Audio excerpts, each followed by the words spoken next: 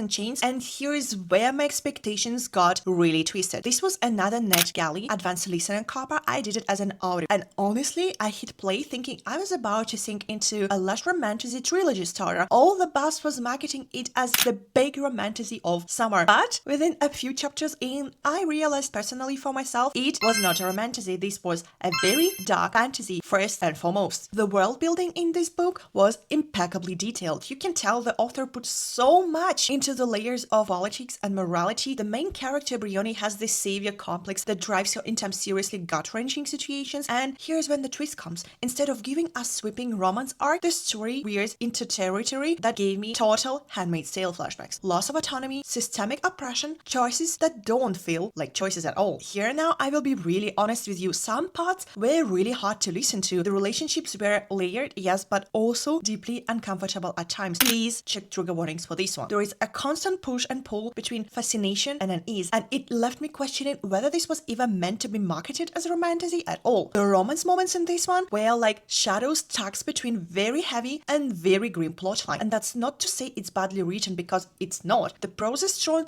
the world is rich, the stakes are high, but the marketing personally for me felt really misleading. If you go in expecting romantasy, you are going to be blindsided by just how dark and brutal the story got really fast. For me personally, I struggled to stay fully engaged. The pacing dragged in parts, and Brioni's motivations didn't always feel believable. Sometimes her actions read more like a device for the plot than something true to her character, and when the atmosphere is this heavy, you really need those emotional anchors to keep you grounded. So would I totally recommend it? Yes, but with a big asterisk on top of it. If you like fantasy grim, morally complex, dripping with dystopian elements, and you can stomach some very triggering content, check the trigger warnings, then Roses in Chains will absolutely deliver. But if you're chasing romantasy vibes, which I was chasing, you might walk away disappointed. And compared to the others on our scale, this one sits almost on the opposite end of the spectrum from Irresistible Urge. It's got just a faint sprinkle of Harry Potter style magic, but the Handmaid's Tale in this one is seen everywhere.